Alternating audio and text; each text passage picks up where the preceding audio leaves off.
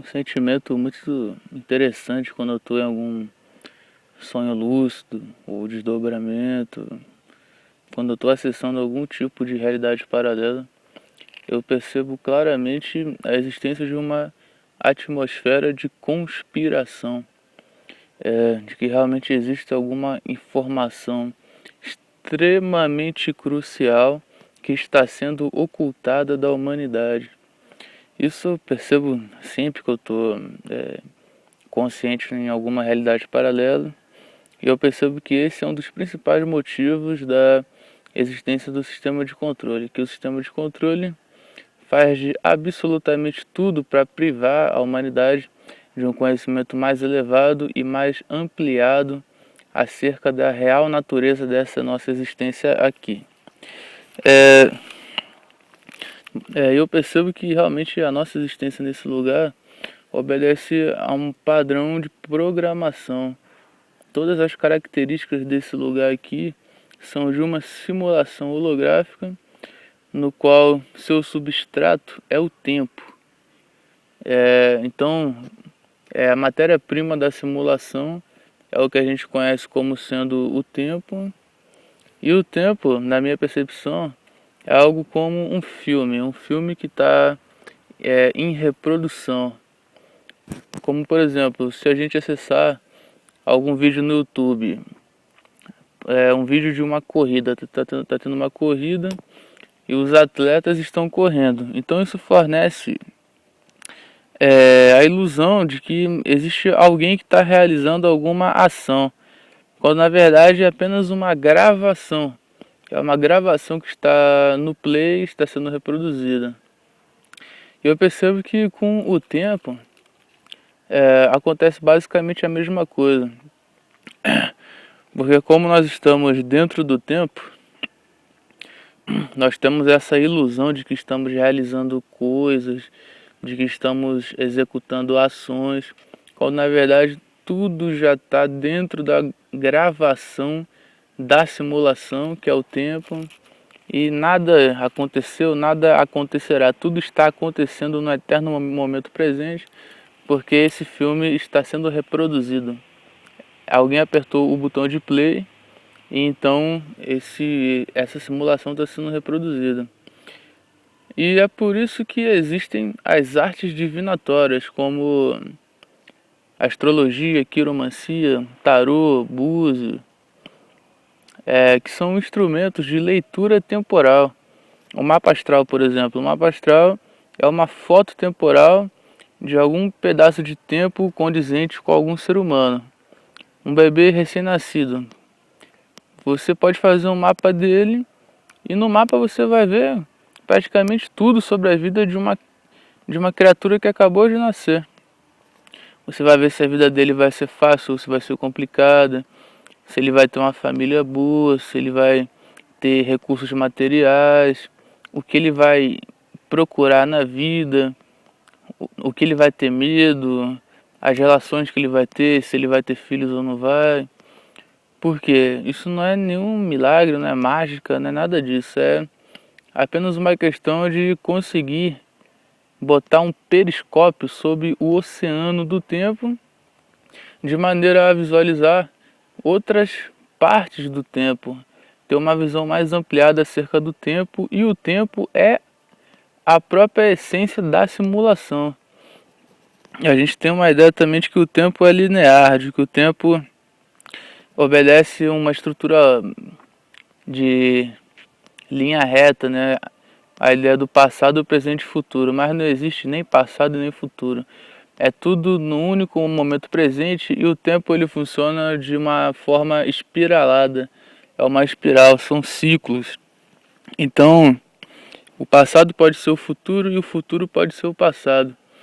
É apenas uma questão de percepção. Inclusive, eu ando pensando, né, uma teoria meio maluca dessas teorias aí que eu tenho insight, de que as antigas pirâmides egípcias, né, as mais famosas, na verdade não foram construções do passado remoto, mas de um futuro distante. Elas não foram construídas no passado, mas no futuro. Inclusive eu vou comentar isso com o meu camarada Caio Breno do projeto Terra Oculta, para ver o que ele pensa a respeito disso. De que não somente as pirâmides, mas a maioria das construções antigas, eu tô com uma intuição de que elas não foram produzidas no passado, mas no futuro. Pois no futuro a nossa tecnologia vai estar num estado tão sofisticado que construir alguma coisa como uma pirâmide, como Stonehenge, como linhas de Nazca, como aquelas estátuas da Ilha de Páscoa, vai ser brincadeira de criança. Indo mais além ainda disso, eu ouso dizer que essa criação, essa matrix toda, esse lugar que a gente chama de planeta Terra, com seus multiversos multidimensionais, é uma criação de um ser humano do futuro, da humanidade de um futuro extremamente distante, uma humanidade dotada de uma tecnologia tão inimaginavelmente sofisticada que é capaz de criar algo como o Sol. Cadê o Sol? Tá pra lá. O Sol, a Lua, as estrelas, o ser humano, os animais, as árvores. Por incrível que pareça. E por isso o livro de Gênesis, né? No início, na versão hebraica, está escrito no princípio, os Elohim criaram tudo que existe. Na nossa versão tá no princípio Deus criou os céus e a terra e não sei o que. Mas no original hebraico, acho que no grego também, tá essa coisa dos Elohim. Os Elohim significa algo como potestade, uma pluralidade de forças criadoras. E existe uma diferença muito notória entre Elohim e Deus. Deus é aquela única consciência, onipotente, onipresente, onisciente. Uma individualidade, uma singularidade. Elohim já é uma coletividade. Deuses criaram os céus e a terra e tudo o que nelas há. Quem seriam os Elohim? Na minha opinião, são seres humanos do futuro, dotados de uma tecnologia sofisticadíssima. E esses seres humanos do futuro, eles obviamente são muito diferentes da gente em todas as dimensões do ser. Tanto na parte psíquica, quanto na parte emocional, quanto na parte corpórea. Os corpos dele, pode ser que eles já alcançaram um estado que eles não possuem nem corpos, que se tornaram criaturas incorpóreas. Eles entenderam o que é a mente e passaram a existir puramente num estado mental de ser, que é algo que você não pode mensurar porque é etéreo, não faz parte de uma constituição biológica conhecida. Então é muito provável que isso tenha acontecido. E agora está passando um carro. Em todos os locais da Terra agora tem um carro, né, velho? Antigamente eram carruagens, eram cavalos. Agora em tudo quanto é lugar tem essa merda que polui o ar, que faz barulho. E que todo mundo quer, né? Todo mundo quer ter um carro porque carro é sinônimo de status. Você tem um carrinho na tua garagem, faz de você uma pessoa mais importante, mais respeitável e tal. Mas o carro tem a sua utilidade, mas eu nunca consegui gostar de carro, não tenho nenhum interesse por carro. Quando alguém vem falar comigo de carro, é como se estivesse falando grego. Eu não entendo nada de carro, de motor, ignição, marca de carro. Nem quando eu era pequeno, meus colegas brincavam com carrinho de brinquedo, eu nunca tive interesse por carro, eu sempre tive. Minha cabeça sempre teve voltada para coisas em que poucas pessoas têm interesse, velho. Que é essa coisa do mundo espiritual, essa coisa dos mistérios do planeta, atividades paranormais, eu sempre fui muito interessado por isso. Mas sobre a questão do acesso a realidades paralelas, uma coisa que eu vou falar de novo, porque é muito importante frisar isso, que é a sensação que você tem quando você está num sonho lúcido realmente, ou quando você está num desdobramento, quando você está consciente em alguma realidade paralela, parece que realmente é uma atmosfera de conspiração, e a sensação que pelo menos em mim acontece é de que eu tô perto de encontrar algum segredo guardado a 7 chaves, ou pelo menos eu estou perto de encontrar algum fragmento desse segredo guardado a 7 chaves.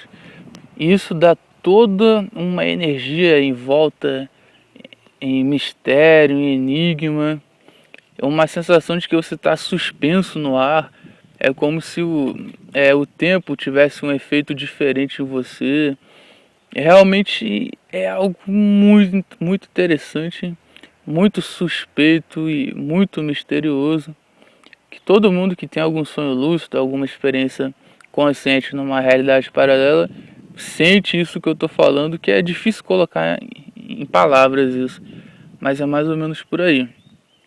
O interessante é que quando a gente tem esses acontecimentos, o sistema de controle aciona todas as instrumentações possíveis para reter esse teu processo e te fazer voltar para onde você veio, né? Voltar para o corpo, ou sei lá para onde. Mas fazem de tudo para te tirar dali, porque aquele momento, aquele acontecimento é algo extremamente perigoso para com o sistema de controle. E são várias as formas que usam de fazer isso, né? Eu percebo que quando eu lido com com aparatos eletrônicos em outras realidades, eu percebo que isso reduz a minha lucidez.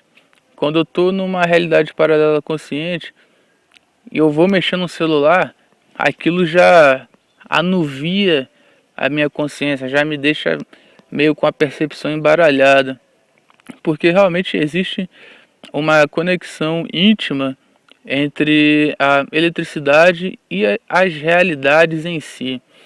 Eu não sei exatamente qual o papel da eletricidade nessa questão, mas eu percebo que a eletricidade está intimamente correlacionada com essa coisa de multiversos multidimensionais. Inclusive, eu tenho uma teoria de que entidades incorpóreas se valem dos canais de eletricidade espalhados pela Terra para fazer disso um elo entre realidades, para trafegarem entre realidades. Eles utilizam esses canais de eletricidade, por isso em tudo quanto é lugar tem poste com cabo elétrico. Isso não é apenas uma questão de monopólio da indústria da eletricidade, é uma questão de ter sempre algum meio em que essas entidades possam se conectar com esse mundo, possam se manifestar nesse mundo. E aí, olha só que interessante, eu falando sobre isso, apareceu um inseto muito esquisito aqui, que pousou no meu ombro e já foi para lá. Pode ser algum tipo de sinal. Ele pousou aqui, né? Um inseto com asas que voa. Isso está ligado a você realmente viajar, né? Viagem, voo, viagem. Então essas entidades elas viajam por entre as realidades através da eletricidade. E a internet, eu também percebo que ela não se restringe apenas a esse mundo, mas a vários outros mundos, e a internet, assim como a eletricidade, funciona como um canal de conectividade entre realidades. É um corpo de acesso multidimensional, de maneira que você pode entrar em contato com outras realidades a partir da internet. Você pode enviar mensagem para outras pessoas de outras realidades a partir da internet. E eu tenho a convicção de que isso no futuro vai ser algo extremamente comum. Vai existir alguma coisa como um WhatsApp multidimensional que vai possibilitar as pessoas a terem contato com as suas outras versões espalhadas em outras realidades. E eu já entrei em contato com outras versões minhas do Cristiano e é algo muito estranho, muito esquisito, porque você percebe que não existe apenas esse mundo aqui, mas vários outros mundos e várias outras versões suas vivendo nesses outros mundos, né? Como por exemplo, eu já constatei nitidamente que existem outros cristianos vivendo outras realidades, mas é o seguinte, para todos esses cristianos existe um único tema. Todos eles vivem o mesmo tema, porém de diferentes maneiras. É como se fosse uma mesma história contada por pessoas diferentes. Por exemplo, se você falar para 5 pessoas contarem a história da Chapeuzinho Vermelho, as 5 pessoas vão contar a história da Chapeuzinho Vermelho. Mas nunca uma pessoa vai contar a mesma história de maneira idêntica a outra pessoa. Sempre vai ter alguma variaçãozinha na narrativa de cada pessoa. E eu percebo que as outras versões minhas de realidades paralelas, no caso outros cristianos, é a mesma coisa. Eles têm o mesmo tema, vivem vidas muito parecidas, porque eles estão sob a égide de um mesmo tema. Eles estão ali naquela mesma história, mas contada por diferentes pessoas. Então, eles levam outras vidas, mas são vidas muito parecidas, sabe? Não existe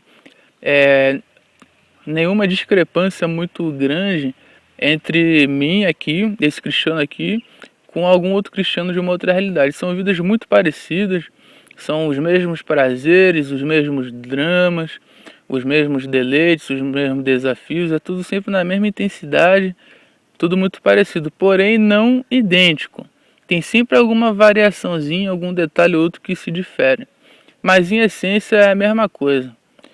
E isso faz levantar inúmeras questões, principalmente na questão da alma, da sobrevivência da alma, do espírito, porque, vamos lá,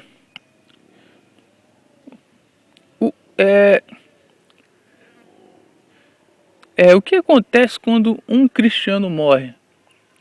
O que acontece com ele? Ele vai ficar lá na erraticidade do mundo espiritual, vai ficar esperando uma outra bênção para reencarnar? Isso não faz sentido quando você olha por esse lado. Quando você olha por essa perspectiva, tudo que a gente conhece como vida, como nascimento, vida e morte, ganha leituras completamente diferentes do que a gente vê apenas sobre essa vida aqui. Mas sobre isso eu vou deixar para falar no próximo vídeo, porque eu já tô com a garganta meio seca e eu não trouxe água. Mas é isso aí, falou!